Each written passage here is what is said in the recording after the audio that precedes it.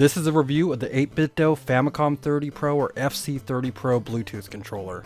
A disclaimer, GamingHookup and myself are not sponsored by 8BitDo. We didn't receive this controller for free or at a discount, and we weren't given any incentive to give our opinions about this controller. I purchased this with my own money several months ago, and this is an unbiased, objective look at this controller. 8BitDo is a Chinese-based company, but they're known for really high-quality retro-style controllers. I have the SNES 30 and NES 30 non-pro versions, and they don't have analog sticks, but they're both excellent controllers. I use them with 8BitDo's wireless dongles on my actual NES and SNES, and there's virtually no input lag. The FC30 Pro is marketed as the most versatile Bluetooth controller currently available on the market. You can connect it to Windows, macOS, iOS, Android, even a PS3 and Nintendo Wii. 8BitDo also makes an NES 30 Pro, but it looks more like an NES controller, and I already have the non-pro version NES 30, so I wanted to get something a little different, and I really like the look and classic Famicom colors of this controller.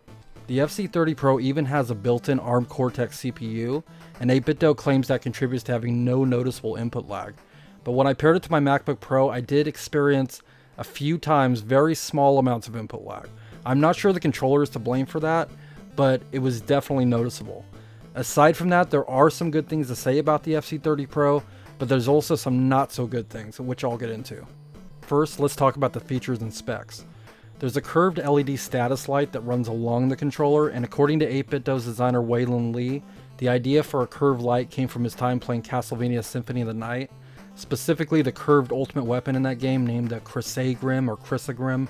This light will flash blue most of the time, but when the battery is low, it'll start flashing red. The ABXY face buttons are typical of 8BitDo's other controllers, meaning they feel great. They don't stick, they don't feel cheap, they feel really high quality.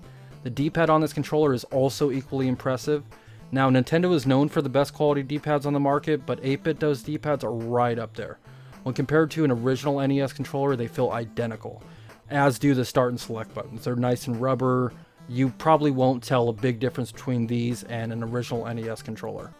On the top, there's L1, L2, R1, R2 shoulder buttons, and they have a really nice tactile click to them, so you get that nice satisfaction from clicking them down. And there's also a micro USB data and power port to charge the controller and also update its firmware. There are some additional buttons on the bottom, but they appear to just control the Android operating system. They include a back button, app drawer, main power, and wireless buttons. The back of the controller is a nice textured feel, which can help with the controller slipping out of your hand due to sweat. When it comes to the clickable analog thumbsticks, this is my major complaint with the FC30 Pro. They feel completely cheap compared to the high build quality of everything else on this controller. First, the top of the thumbsticks are too small. I know this is meant to be portable, kind of a take-anywhere controller, but they could have made them slightly bigger.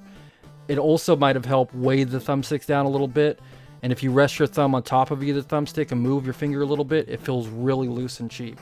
Compare that to a Nintendo Switch Pro controller, and you can tell a noticeable difference in resistance. The thumbsticks also don't move smoothly, and when you click them, they tend to move too much. Basically, they just aren't fun to use at all, and that's a major issue for me. This is one of the biggest mysteries to me about this controller. Why did they include the thumbsticks and charge you more for them, while at the same time implementing them in such a poor way? I mean, you might say you don't need the thumbsticks because you wouldn't even use them, but if that's the case, why did you spend more for this controller when you could have just bought the NES 30 or the FC30 non-pro versions that don't come with these really cheap analog sticks? In the future, I'd love to see an update to this with improved thumbsticks. I would definitely recommend this controller at that point, but as of right now, I just can't recommend it. Now, if you don't care about the quality of the thumbsticks because you just need a Bluetooth controller that has analog thumbsticks for casual games where precision doesn't matter that much, then this might be the controller for you. But for me, the cheapness of the analogs is a deal breaker. I definitely see what they were trying to do with the FC30 Pro, and the concept is pretty cool. It's basically a full-featured controller in a portable form factor, but they just didn't do a good job with the analogs, and that just ruins the whole thing for me. While I was making this video, I found out that I could pair my Nintendo Switch Pro controller to my MacBook Pro and use that with OpenEMU, which is one of the nicest looking emulator front ends for RetroArch that's out there on any system. So I'll probably just take my Switch Pro controller with me instead of the FC30 Pro. I know it's not as portable, but I don't feel like I'm sacrificing functionality just to get a smaller form factor. I hope this review helped you get a clearer picture of the FC30 Pro Bluetooth controller, and if you think you can look past the flaws and you want to pick one up for yourself, There is an affiliate link to Amazon in the description below, and it supports our channel. Thanks for watching, and remember to subscribe to Gaming Hookup for future unbiased hardware reviews.